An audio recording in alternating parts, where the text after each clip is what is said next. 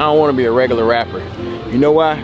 Because these regular rappers be broke. This shit is capped. The industry is capped. This shit is not real, bro. This shit is all perception and perspective and everything. 50-50, we gonna have and have. Oh, you're in a 360? I don't know. No, don't tell me you don't know.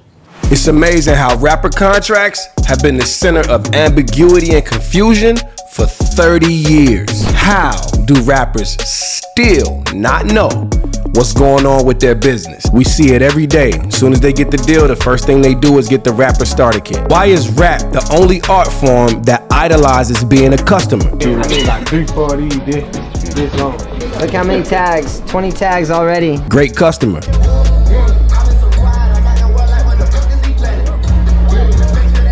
Great customer. We're at 52,000 right now. Alright, so it'll be 52,000 flat. Alright. You can maybe do 50? I brought 100, I'm trying to leave it at 50, for real. Great customer. And on the other hand, people like Lil Baby actually can't afford these types of expenses. But this is where it starts. First is the chain, rented vehicle, Airbnb, and random IG model looking for a quick buck. I know that was crazy right there. That's the first time we let people perform. You lost something, bro? Right there. Hold it. Is that... Homie, you lost. Yo, he almost lost the bezel. Take care of that before we continue. That's gotta go. You know what? Just hold it like that. When you posted this photo, I'm asking the question. I don't know what the hell it is. So. Oh yeah. So basically, I was traveling to New York, right? And I was on a commercial flight. So I saw a picture that I liked. It was my mood picture. So I posted it. I put travel day. So someone's on the plane. They take a picture of me, right? And says, well, that's kind of odd. How is he flying private when he's right here in front of me? Touch my shit, Jimmy. Touch my shit. Are you ready? Hold on, you're not getting on the stone. Oh, okay.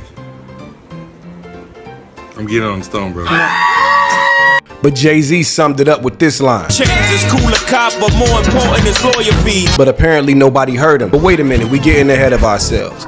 The truth is, most of this is not even these rappers' fault. These dudes are really just doing what they've seen their idols do. But their idols eventually outgrow the nonsense and back away from it. Look at Jay's 444 album. You wanna know what's more important than throwing away money at a strip club? Credit. And he was the main dude pushing the idea of jewelry, fast cars, and spending big dough. Hip-hop's competitive nature set the wrong tone for the new generation, but the fans love it. And therein lies the birth of the fake world of broke rapper lifestyle. And it's interesting because I never think of rappers as victims, but they are.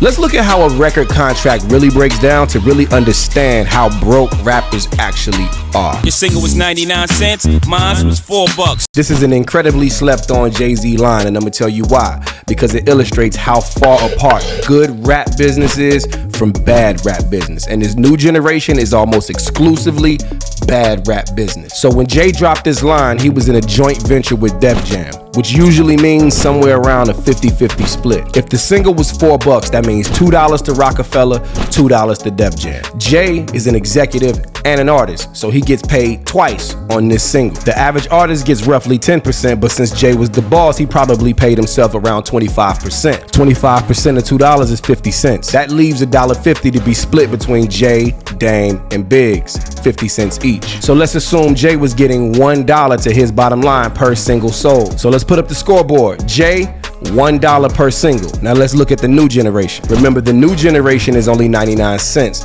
and the average new artist deal would be about 10%, which would leave them with about 10 cents per record sold. So with about 1 million records sold, Jay would have made about $1 million, while the average artist would have made about 100,000.